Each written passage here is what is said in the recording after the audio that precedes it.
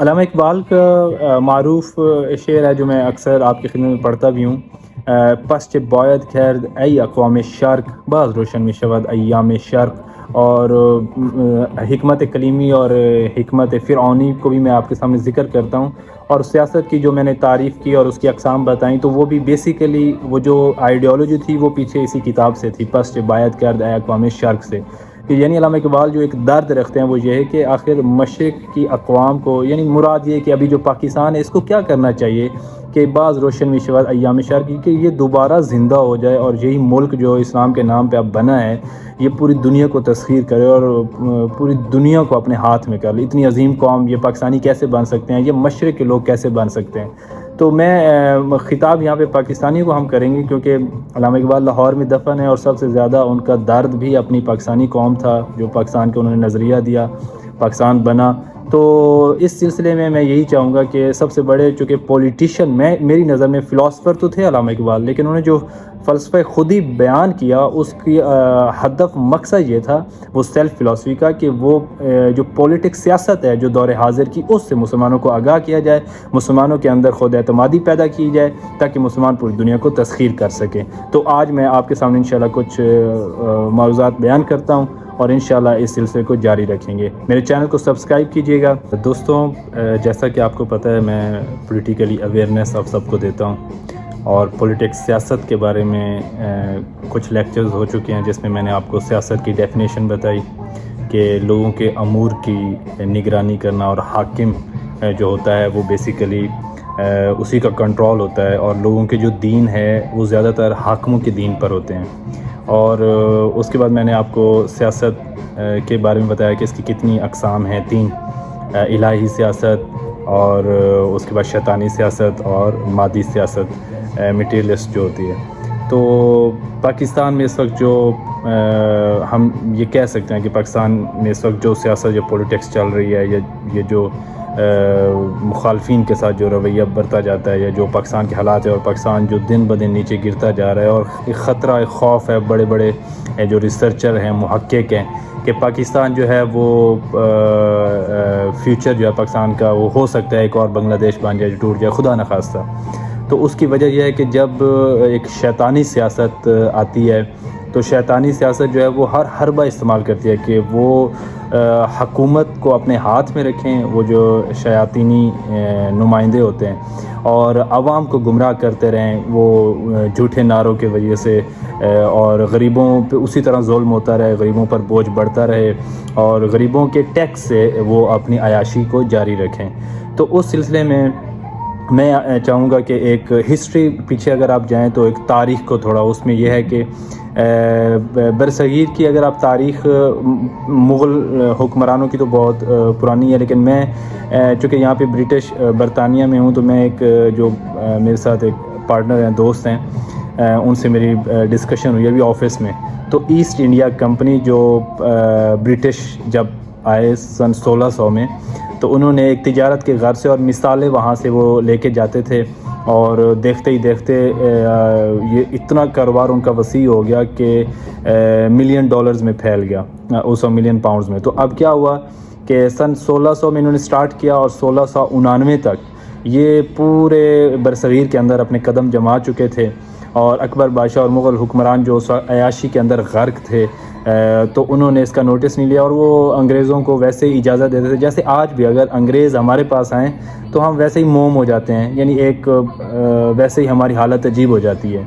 اور یہی انگریز جو جب انہوں نے، چونکہ یہ لوگ پلانر ہیں اور یہ ورک کرتے ہیں، اور اس پلان کے تحت انہوں نے قبضہ کیا، تو 1699 میں انہوں نے اپنا کام سٹارٹ کر دیا اور تقریباً پورا آہستہ آہستہ برصغیر انہوں نے اپنے ہاتھ کر لیا. اچھا، اس وقت جو بڑی مزاحمتیں ہوئیں، یہ جو نواب سراج الدولہ اور ٹیپو سلطان، یہ میں انشاءاللہ اپنی نیکسٹ جو ہوگا اس میں آپ کو بتاؤں گا ان کی ڈیٹیلز، اور میر جعفر اور میر صادق کے بارے میں بھی. وہ دو بہت بڑی مزاحمتیں تھیں، لیکن وہ بھی اپنوں کی غداری کی وجہ سے جو ہے وہ مسلمان ہار گئے. تو ایک جنگ پلاسی اور 1757 جو جنگ آزادی بھی ہے، اور اس سے پہلے جنگ پلاسی ہوئی. جنگ پلاسی بیسیکلی پلاشی ایک لفظ ہے، یعنی جسے پھولوں کی سرزمین کہا جاتا ہے. تو یہ جنگ بھی اسی جگہ پہ ہوئی بنگال میں، تو اس وجہ سے اس کو بھی یہی کہا جاتا ہے. تو اس میں بھی ناکامی ہوئی. اور یہ سارا تو ایسٹ انڈیا کمپنی کا میں بتا رہا ہوں کہ basically British East India company جو تھی یہ ایک ٹریڈ کی غرض سے بنائی گئی تھی، اور انہوں نے اتنے مضبوط قدم جما لیے کہ پورے برصغیر کو انہوں نے اتنا لوٹا کہ آپ سوچ نہیں سکتے کہ اگر یہ یو کے آج ہم یہاں پہ بیٹھے ہیں اور یہ جو انہوں نے پوری دنیا پہ حکمرانی کی، تو بیسیکلی انہوں نے برصغیر سے جو مال لوٹا اس مال کی بنیاد پہ انہوں نے جو ہے وہ پوری دنیا کو اپنے تسخیر کر لیا. تو یہ مسائل اس وقت ہوتے ہیں جب کسی بھی ملک کے اندر یا مسلمان کی جو ایک ملک ہوتا ہے اس میں جب الہی سیاست کے بجائے شیاطین کی ایک سیاست رائج ہو جاتی ہے، اور وہ شیاطین کی سیاست رائج ہو کر عوام کو وہ اتنا گمراہ کرتے ہیں، اتنا پروپیگنڈا ہوتا ہے کہ عوام کو پتہ ہی نہیں چلتا کہ ہمارے ساتھ کیا ہو رہا ہے اور کیا نہیں ہو رہا. جیسے آج پاکستان کے اندر عوام کو نہیں پتہ کہ ہمارے ساتھ کیا ظلم ہو رہا ہے. آپ خود دیکھتے ہیں کہ دنیا کے کسی بھی ملک میں ایسا نہیں ہے کہ ایک ملک کا وزیر اعظم اس پہ اربوں روپے کی corruption who, million of dollars کی، اور وہ پرائم منسٹر بن جائے اور اس کا ٹرائل بھی ہو، وہ ہائی کورٹ میں اس کا کیس چل رہا ہو. اور جو سب سے بڑا صوبہ ہے پنجاب کے صوبہ وہ بھی اس پرائم منسٹر کے بیٹے کو دے دیا جائے. میری مراد وہی شہباز شریف اور حمزہ شہباز صاحب ہیں کہ ان کے اوپر انہوں نے کرپشن کی یا نہیں کی، لیکن ان کے اوپر جو اربوں روپے کے کیسز تھے ان کیسز کے باوجود یہ بن گئے. یعنی یہ پاکستان میں اب آپ خود دیکھیں کہ ہماری سچویشن کیا ہے. تو میں بس مختصر یہی کہ جوان جو ہیں وہ اس چیز پہ غور کریں کہ عمران خان سے ہزار اختلاف وہ رکھتے ہیں جو، لیکن وہ اس چیز پہ غور کریں کہ عمران خان کا جو سلوگن ہے، موقف ہے، وہ کیا ہے. اور بیسیکلی پاکستان یہ جو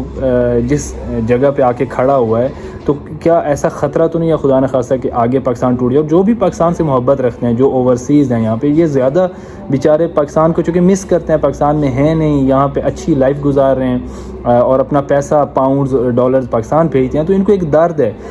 ہر کسی کا رشتہ دار، کزن، کوئی نہ کوئی وہاں پہ ہے، تو آخر اپنا ملک ہے. تو اس وجہ سے یہ لوگ زیادہ پریشان ہیں جو اوورسیز پاکستانی ہیں. تو اس وجہ سے بہرحال یہ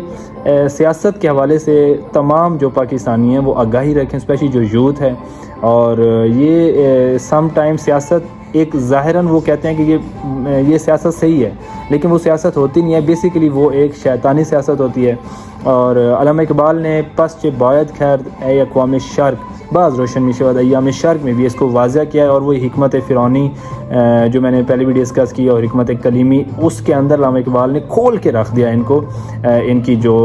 سیاست ہے، جو شیاطین کے پیروکار ہیں، اعلی کار ہیں، وہ کیسے قوموں کو تباہ و برباد کرتے ہیں. تو انشاءاللہ میں اس طرح لیکچر آپ کی خدمت میں پیش کرتا رہوں گا تاکہ ہمارے پاکستانی یوتھ جو ہیں وہ آگاہ ہو سکیں، اور آگاہ ہو کر وہ صحیح ڈیسیژن کر سکیں. اور ہو سکے تو میرے چینل کو سبسکرائب کیجئے اور میری ویڈیو کو شیئر کیجئے. والسلام علیکم ورحمۃ اللہ وبرکاتہ.